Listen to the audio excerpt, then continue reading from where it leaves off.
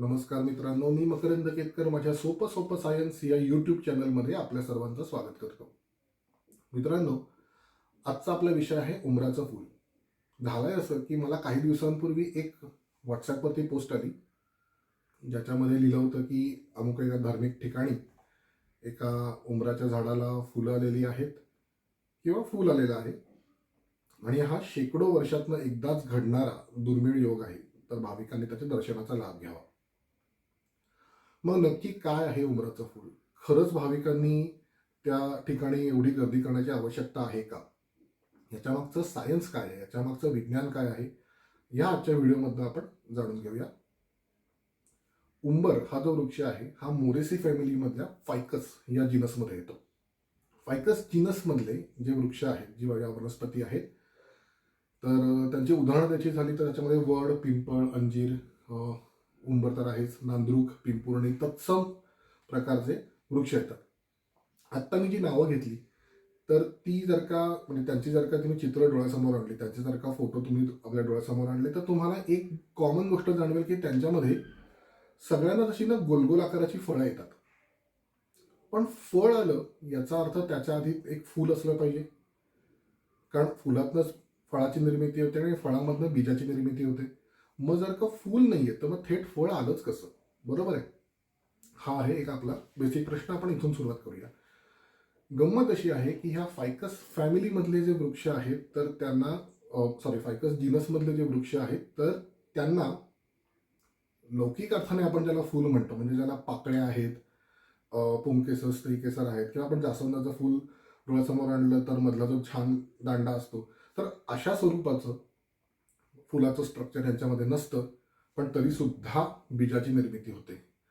तर ह्याच्यामागचं रहस्य असं आहे की तुम्ही जी गोल गोल फळं बघता तर ती फळं नसून ते एका पातळ आवरणामध्ये लपेटलेला शेकडो फुलांचा गुच्छ असतो. मग आता जर का ही फुलं त्या गुच्छामध्ये लपेटलेली म्हणजे गुच्छ जर का त्या आवरणामध्ये लपेटलेला आहे, तर मग त्याचं पॉलिनेशन कोण करतं? त्याचं परागीभवन कोण करतं? कारण जेव्हा फूल उघडं असतं तेव्हा त्याच्यावरती अनेक इन्सेक्ट्स येऊन बसतात, कीटक येतात, कधी कधी पक्षी त्याच्यातला मध पिताना त्यांच्या चोचीला परागकण लागतात आणि ते ह्या फुलातनं त्या फुलात मध प्यायला जातात, तेव्हा ते इकडून तिकडे त्यांच्यासोबत प्रवास करतात. मग या फायकस जीनसमधल्या या फायकस कुटुंबातल्या ह्या फुलांचं परागीभवन होतं कसं? तर ते काम करते फिग वास्प नावाची एक छोटीशी माशी. हा एक छोटासा कीटक आहे आणि ह्याचं काम एवढंच असतं की एखाद्या त्या फुलांच्या गुच्छामध्ये, आपण थोडक्यात त्याला बुके म्हणूया फुलांचा, तर ह्या बुकेमध्ये जाऊन अंडी घालायची. सो असं धरा की एक मादी आहे जिच्या पोटामध्ये आता जिचं समागम झालेलं आहे, जिचं मिलन झालेलं आहे एका नरासोबत, आणि आता तिला अंडी घालायची. तर ती त्या बुकेमध्ये, त्या बुकेच्या तोंडाला भोक पाडून त्याच्या आतमध्ये शिरते. आत शिरल्यानंतर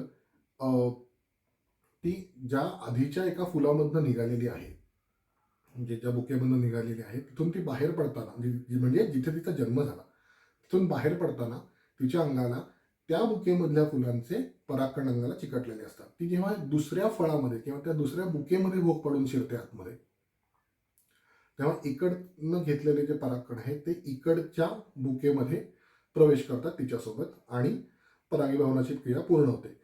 जेव्हा ती आतमध्ये शिरते तेव्हा ती त्या फुलांमध्ये अंडी घालते. अंडी घातल्यानंतर तिचं कार्य संपलं, ती प्राणत्याग करते, ती मरून जाते. आता जेव्हा ही अंडी फलित होतात, जेव्हा ती अंडी उगतात, तेव्हा त्याच्यामधनं छोट्या अळ्या बाहेर पडतात. अनेकदा लालसर रंगाचे उंबर उघडल्यानंतर आतमध्ये तुम्हाला पांढऱ्या रंगाच्या अळ्या ज्या दिसतात, तर त्या ह्याच फिग वास्पच्या असतात. ह्या अळ्या पुढे जेव्हा कोशात जातात आणि त्यातनं प्रौढ बाहेर पडतात, तेव्हा त्यातनं नर आणि मादी हे दोन्ही प्रकारचे कीटक बाहेर पडतात. पैकी नर जो आहे तर तो पंखविरहित असतो. तो मादीसोबत समागम करतो त्या फुलामधल्या, आणि ती एकदा का तिच्या म्हणजे समागम झालं त्यांच्यामधलं की नर तिथेच त्या फुलातच मरून जातो, तर तिथून काही बाहेर पडत नाही. फार फार तर तो मादीला बाहेर पडण्यासाठी त्या फुलाला भोग पाडून, म्हणजे त्या फळाला, जे काय आपण ज्याला आपण फळ म्हणतोय आता, त्याला भोग पाडून तिला वाट करून देतो. मग आधीची प्रोसेस जी आहे आपली स्टेप 1 आपण बघितली की ती इकडनं बाहेर पडलेली आहे. त्या बाहेर पडताना इथल्या ह्या गुच्छामधले पोलन्स तिच्या अंगाला चिकटलेले आहेत. पुन्हा ती दुसऱ्या फळामध्ये शिरताना किंवा त्या बुकेमध्ये शिरताना इकडचे पोलच तिकडे गेले. सो परागीभवनाचं काम पूर्ण झालेलं आहे. इकडचे स्त्री केसर पुंकेसर तिकडे पोचलेले आहेत आणि आता बीज निर्मितीची प्रक्रिया सुरू झालेली आहे. बरोबर. पण मग हे बीज आपल्याला दिसत का नाही? तर त्याचं कारण असं आहे, ते अगदी छोटं असतं, म्हणजे मोहरीच्या दाण्यापेक्षाही अर्ध्या पावाकाराचं असतं ते. मग इतकं छोटं बीज जे आहे तर त्याचं जे जर्मिनेशन आहे, त्याची जी रुजवात आहे तर ती कशी होते? तर तुम्ही उंबर म्हणजे किंवा अंजीर खाताना दाताखाली जी कचकच लागते, ती कचकच म्हणजे ती ह्या फुलांच्या किंवा वनस्पतीच्या बिया असतात. म्हणजे नुसत्या जमिनीत रुजत नाहीत. त्यासाठी त्यांचा प्रवास कुठल्या तरी प्राणी किंवा पक्ष्याच्या पचन संस्थेतून व्हायला लागतो. पोटामधली जी आपली एन्झाईम्स असतात, जी विचंतकं असतात, ती जेव्हा त्याच्यावरती काम करतात तेव्हा ते बीज रुजण्यायोग्य होतं. त्याचं बाह्य कवच जे आहे ते मऊ होतं आणि मग ते जेव्हा एखाद्या पक्ष्याच्या प्राण्याच्या विष्ठेमधनं मातीमध्ये किंवा रुजण्यायोग्य ठिकाणी पडतं तेव्हा त्याच्यामधनं वनस्पतीचा त्या जन्म होतो. म्हणूनच आपल्याला जुने पूल किंवा आपल्या सोसायट्यांचे पाईप्स किंवा अगदी झाडांवर सुद्धा झाडं वाढलेली आढळतात. त्याचं कारण हेच आहे की त्याचा जो ट्रान्सपोर्टर आहे त्या बीजाचा, म्हणजे उदाहरणार्थ पक्षी, तर तो त्या ठिकाणी बसून त्याने तिथे शिटलेला असल्यामुळे त्याच्या विष्ठेमधनं ते बी तिथे येऊन पडलेलं आहे. आता उदाहरण घ्यायचं झालं याचा परिणाम काय होतात? सोसायट्यांवरती किंवा बांधकामावरती वाढलेली जी झाडं आहेत ती तर बांधकामाला ठिसूळ करतातच, कारण त्यांची मुळं आत पसरत जातात. पण जेव्हा एखाद्या वनस्पतीवरती हे बीज वाढायला लागतं तेव्हा ते काय करतं, त्याचा जो होस्ट आहे, जो यजमान आहे, ज्याच्यावरती ते वाढतंय, त्याचा आधार घेत घेत त्याची मुळं त्याला वेटोळे अजगरासारखे वेटोळे घालत घालत घालत घालत ते मातीपर्यंत पोचतात मुळं. एकदा का त्याला मातीमध्ये प्रवेश मिळाला, ती मातीमध्ये घुसली की त्यांची वाढ अजून जोमाने होते. मूळ यजमान जो आहे तर त्याला ते आवळून घट्ट मारायला लागतात आणि पुढे 10, 15, 20 वर्षाचा जो काही काळ असेल, ह्या काळामध्ये तो यजमान मरून जातो आणि आतमध्ये उरते एक छान रिकामी ढोली. ह्या ढोलीमध्ये मग पुढे कीटक राहतात, वटवाघुळं राहतात, अगदी मोठी असेल तर सस्तन प्राणी सुद्धा अनेक येऊन राहतात.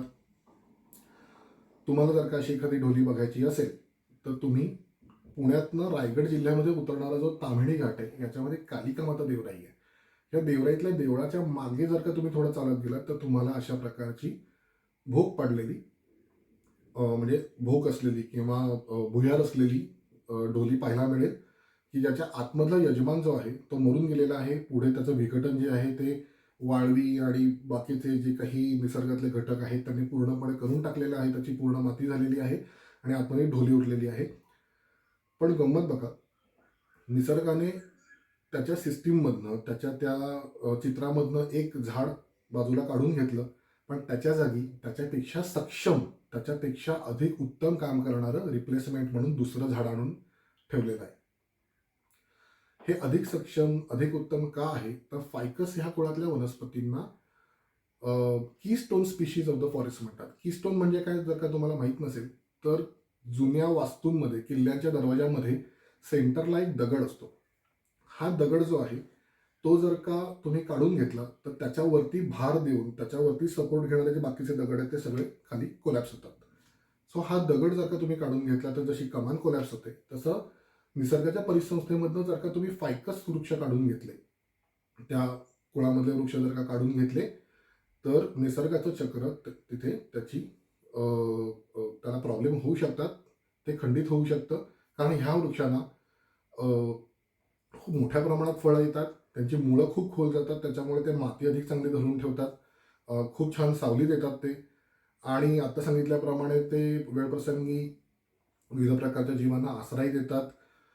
ते दुसऱ्या झाडांचं पॉप्युलेशन कंट्रोल करण्याचं हे काम करतात. ओके, जसं वाघ हरणांच्या संख्येवरती नियंत्रण ठेवतो तशा प्रकारे ही वृक्ष जे आहेत हे जो कमकुवत वृक्ष आहे निसर्गामधला तर त्याला मारून टाकण्याचं काम करतात आणि त्यांच्या संख्येवरती नियंत्रण ठेवतात. सो अशा प्रकारे निसर्गामधला जो बॅलन्स आहे वृक्षांच्या वैविध्यतेचा तर तो मेंटेन केला जातो. आणि म्हणून मराठीमध्ये ह्या झाडांना किंवा ह्या प्रकारच्या वनस्पतींना आधारवड असा एक अत्यंत समर्पक शब्द आहे, कारण ते खूप मोठ्या प्रकारच्या वैविध्याला आधार देतात, सपोर्ट करतात, म्हणून त्यांना आधारवड असं म्हटलं जातं. तर अशी आहे ह्या सगळ्या वनस्पतींची महती आणि माहिती. आशा करतो तुम्हाला आजचा व्हिडिओ आवडला असेल. आवडला असेल तर लाईक, शेअर, सबस्क्राईब जरूर करा आणि कमेंटमध्ये कळवा की तुम्हाला सोपं सोपं सायन्स कसं वाटलं.